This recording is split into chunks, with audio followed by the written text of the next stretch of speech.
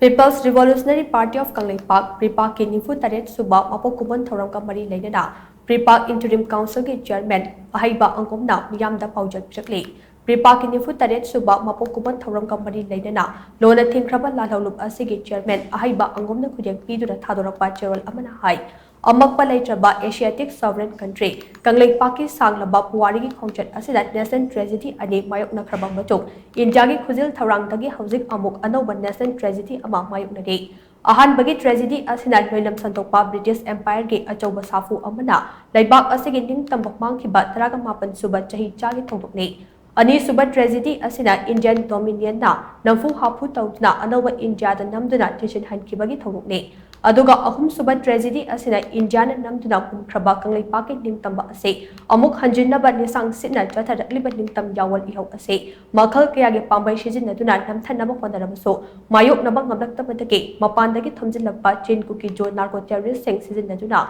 makoida Indian Army ki matik mangan pumdamak pishinduna mijai furupta atamnana landa handuna ngasimak Kanglup ki lan ama thokannaba sinliba Kangleipuwari ki khwaidagi laibak thiba amam patangkak aside Hauzik Kangleipak asi data daba fibam amat leide masida mapan ki khut jawre haibase mipum tingna khangnarabani Constitution ki article 355 ke matung ina karigumba India ki state amada external aggression natraga internal disturbance thoklabade center state lengak adugi oiba fibam adudage ngakthoknaba thabok paikhatkadabani haibanai adubu center na miyam kannaba thawdang lokhatlaktabadage Kangleipak ki miyam Indian Constitution ki matung ina cookie jo militants sing ki mayokta masagi amade miyam ki punsi amasung dan thum ngaknaba khul ngakpagi akanba thawdang lawde miyam ki damak thawai kade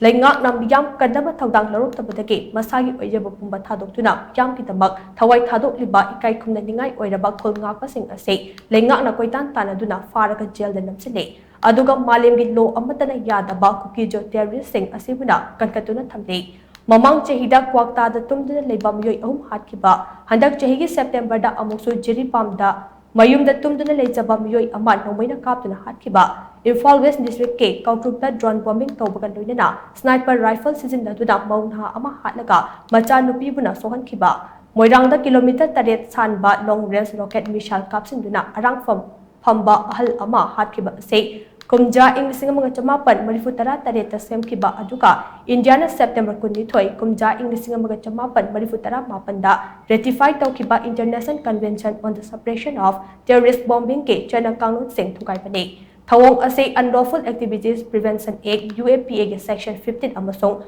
Bharatiya Nya Sanghita BNS ke matung ina cherak phangpom thoi Masigi mathakta Sa Convention on the Suppression of Terrorism 1987 ki pantam lauraga Indiana semkiba Sa Convention on the Suppression of Terrorism Act 1997 ki matung ina Indiana terrorism ki thabak chathariba cookie jo terrorist sing ase terrorist organization ni haina lauthoktuna makhoi ki mathakta tangai fadaba thabak pumdamak lokhatkadabani haide Hauzik fawbada cookie narco terrorist sing ki landada thawaina pontha pikhraba amate